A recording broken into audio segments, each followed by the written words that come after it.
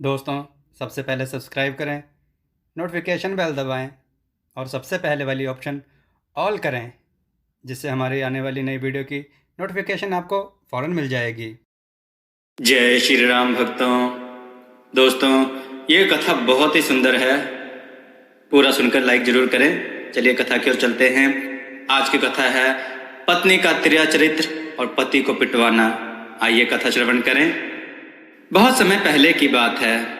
एक व्यापारी घूमते घूमते व्यापार के चक्कर में एक दूसरे नगर में पहुंच गया, किंतु उस नगर में वहां के सैनिकों ने उसे चोर समझकर बंदी बना लिया। जब उसे राजा के सामने प्रस्तुत किया गया तो राजा ने उससे उसके बारे में पूछा। उसने कहा, महाराज, मैं पड़ोस के नगर का व्यापारी हूँ और यहाँ पर व्यापार करने के उद्देश्य से आया हूँ। राजा ने कहा, अगर तुम व्यापारी हो तो अपने बारे में सही सही बताओ। व्यापारी बोला, महाराज, मैं अनाज का व्यापारी हूँ। कल मैं एक धनी व्यक्ति की पुत्री के विवाह में गया था। नगर के बहुत से प्रतिष्ठित व्यक्ति उसमें शामिल थे। शादी की रस्में पूरी होने पर भोज हुआ और नाना प्रकार के व्यंजन परोसे गए। एक थाल में एक मसालेदार स्वादिष्ट लहसुन का व्यंजन रखा गया, जिन्हें उठा उठा कर हर आदमी रुचिपूर्वक खा रहा था, किंतु एक आदमी उसे नहीं खाता था। पूछने पर उसने बताया कि मैंने एक बार लहसुन के कारण ऐसा घोर कष्ट उठाया है कि अभी तक नहीं भूला। सब लोगों की उत्कंठा और बढ़ी और सब उस व्यंजन को खाने के लिए उस पर जोर डालने लगे। गृहस्वामी ने कहा कि यदि आप इसे नहीं खाएंगे तो मैं समझूंगा कि मेरे अन्न का आपने निरादर किया है। उस पर बहुत जोर डाला गया तो उसने कहा, मैं इसे चख तो लेता हूँ, किंतु इसके बाद मैं 40 बार फंसा घास की राख से और 100 बार साबुन से हाथ धोऊंगा। मैंने यह सौगंध खाई है कि इसी प्रकार से लहसुन खा सकता हूँ। मैं अपनी प्रतिज्ञा को भंग नहीं कर सकता। गृहस्वामी ने ढेर सारे विशेष राख, साबुन और गर्म पानी का प्रबंध कर दिया। उस आदमी ने एक बार फिर इनकार किया, किंतु सबके जोर देने पर एक बार डरते डरते एक दाना मुंह में रख लिया। हम लोगों को उसके हिचक से भी आश्चर्य हुआ और इस बात से भी कि उसने केवल 4 उंगलियों से खाया, अंगूठे का प्रयोग नहीं किया। अब हम लोगों को याद आया कि वह पहले भी जब भोजन कर रहा था तो अंगूठे का प्रयोग नहीं कर रहा था। गृहस्वामी ने कहा, आप अजीब तरह से खा रहे हैं, खाने में अंगूठे का प्रयोग क्यों नहीं करते? इससे आपको आसानी होगी। उस आदमी ने हाथ फैलाकर दिखाया तो उसमें अंगूठा था ही नहीं।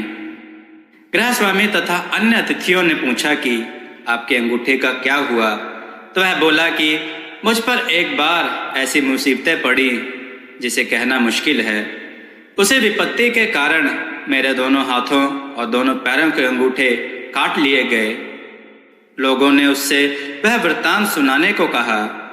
उसने 140 बार हाथ धोए और फिर अपनी कहानी शुरू की। उसने कहा कि दोस्तों, मेरा पिता पड़ोस के राज्य का रहने वाला था और जो पहले राजा थे उनके जमाने का वह बहुत मशहूर व्यापारी था। मैं भी उसी समय पैदा हुआ।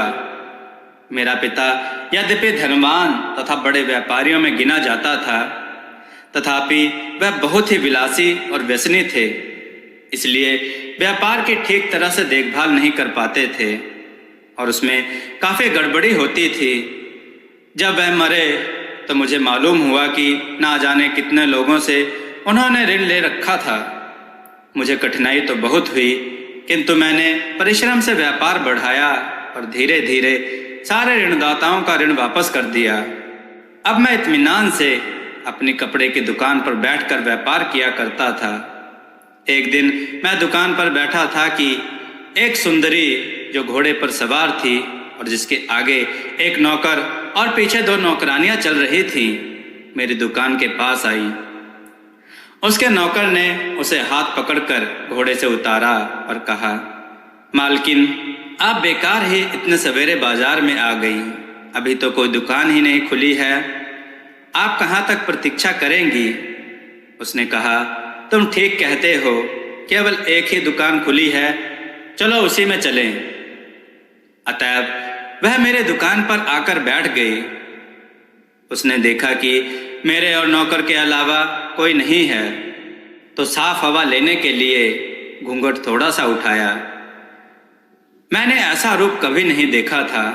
मैं ठगा सा टकटकी लगाकर उसे बार बार देखता रहा। उसने मेरी उत्कंठा देखकर पूरा घूंघट उलट दिया और मैं जी भरकर उसके सौंदर्य का रसास्वादन करने लगा। कुछ ही देर में अन्य व्यापारी और ग्राहक आ गए और बाजार में भीड़ बढ़ गई, तो उसने फिर से घूंघट चेहरे पर डाल दिया। उसने मुझसे कहा, मैं जरी के कपड़े खरीदना चाहती हूँ, आपके पास ऐसे थान हो तो दिखाएं। मैंने कहा, मैं तो सादा थान बेचता हूँ, लेकिन आप कहें तो अन्य दुकानदारों के यहाँ से खुद आपके लिए अच्छे अच्छे थान ला दूँ। इससे आपका दुकान दुकान जाकर कपड़े देखने और खरीदने का कष्ट बच जाएगा। वह इस बात से बहुत प्रसन्न हुई और देर तक मुझसे इधर उधर की बातें करती रही। कुछ देर बाद मैं कई दुकानों में गया और बहुत से जरी के थान मैंने उस स्त्री के आगे लाकर रख दिए। उसने उसमें से कुछ थान पसंद किए। उनका मूल्य 25,000 स्वर्ण मुद्राएं था। उसने यह दाम मंजूर कर लिया और मैंने थान उसके सेवक को दे दिए। उस स्त्री ने विदा ली। मैं उसके सौंदर्य के मोह में इतना किंकर्तव्य विमूढ़ हो गया था कि उससे थानों का मूल्य मांगा ही नहीं और उसने भी दिया ही नहीं। मैंने उससे यह भी नहीं पूछा कि तुम रहती कहाँ हो। मुझे फिक्र हुई कि उससे रुपया ना मिला तो मैं यह 25,000 स्वर्ण मुद्राएं कहाँ से भरूंगा। दुकानदारों को दिलासा दे दिया कि मैं उस स्त्री को जानता हूँ और दाम मिल जाएंगे, लेकिन रात भर चिंता में मुझे नींद ना आई।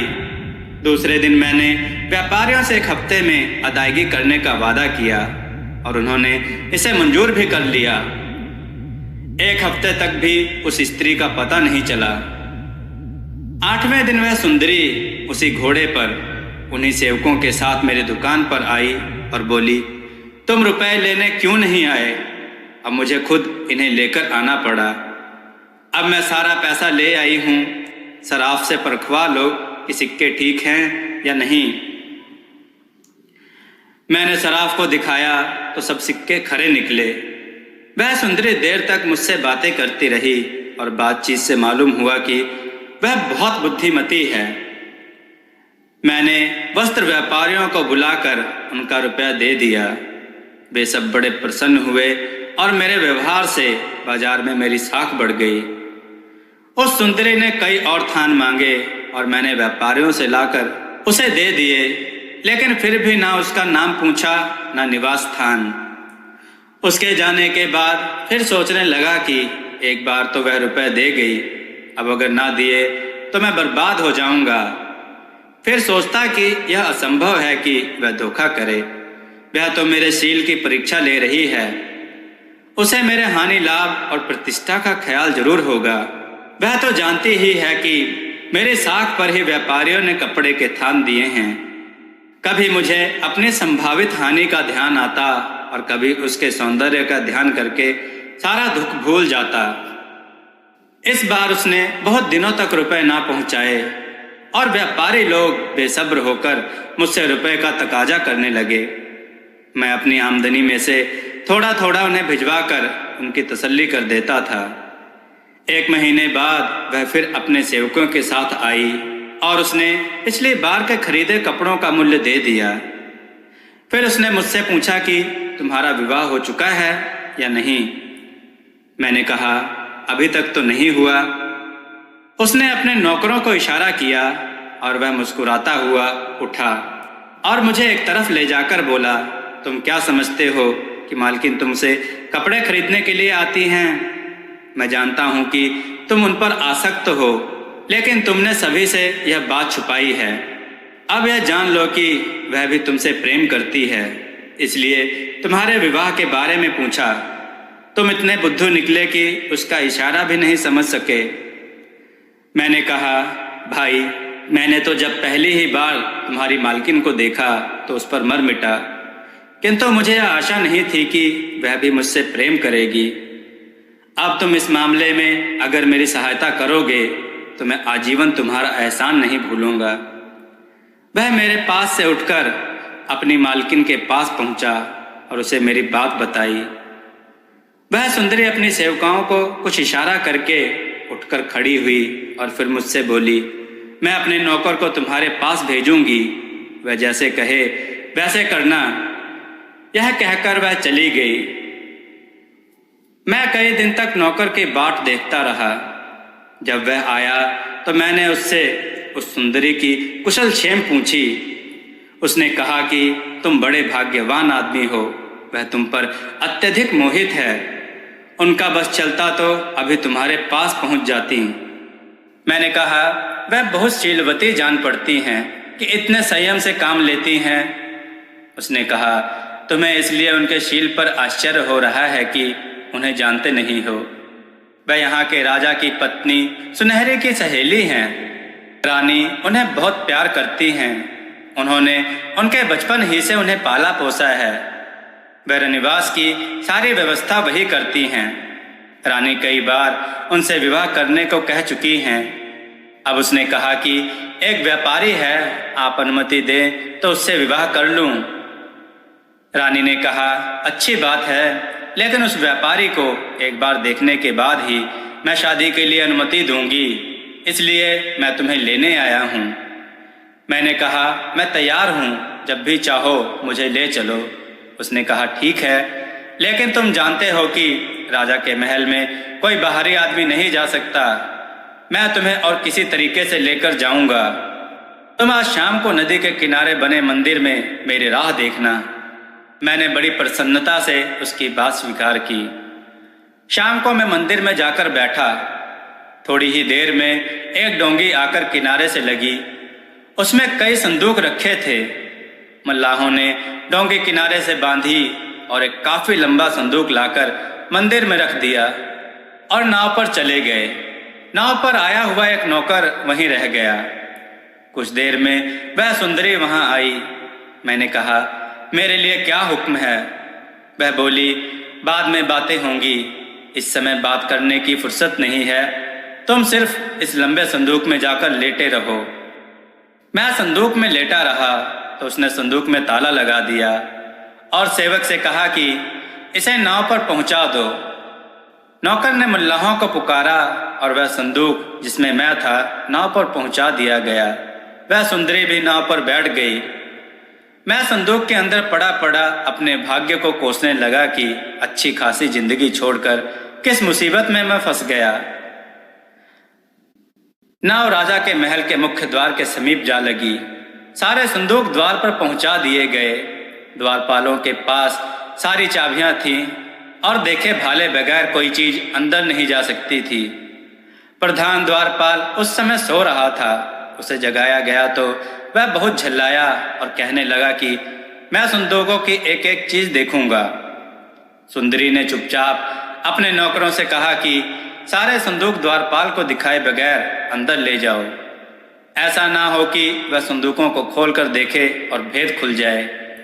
किंतु द्वारपालों ने ऐसा नहीं होने दिया। वे सारे संदूक प्रधान द्वारपाल के पास ले गए। सबसे पहले वही संदूक रखा जिसमें मैं था। सुंदरी की प्रधान द्वारपाल से बहस होने लगी। मैं इस बहस को सुनकर अंदर ही अंदर सूखा जाता था। यह तो स्पष्ट ही था कि अगर मुझे संदूक में पाया गया तो राजा मुझे अवश्य ही मृत्यु दंड देंगे।